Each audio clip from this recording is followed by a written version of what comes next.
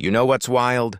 Al Capone, the most feared man in America, the guy who supposedly ruled Chicago with a baseball bat, died soiling himself.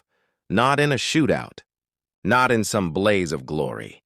The Scarface legend spent his final years with the mental capacity of a 12-year-old, babbling about fishing trips, while his syphilis-ravaged brain slowly turned to mush. Here's the part they don't put in the movies. Capone could have been treated. In 1918, when he caught syphilis working as a Chicago bouncer, doctors already had salvarsan, the magic bullet that could beat the infection. But it wasn't simple.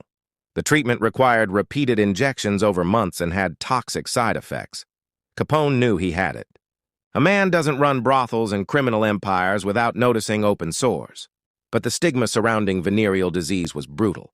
Medical literature documents how shame and machismo prevented men from seeking care. So Capone let it fester for years, his silence literally killing him. Meanwhile, black men in Alabama were being deliberately left untreated for the exact same disease. The Tuskegee Syphilis Study started in 1932, while Capone was still competent enough to benefit from treatment.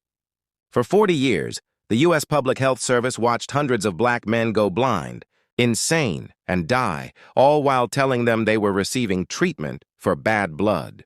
When penicillin became the standard cure in the 1940s, treatment was systematically withheld, with researchers blocking outside care. Capone had the privilege to ignore his disease until it was too late. These black men were denied agency entirely.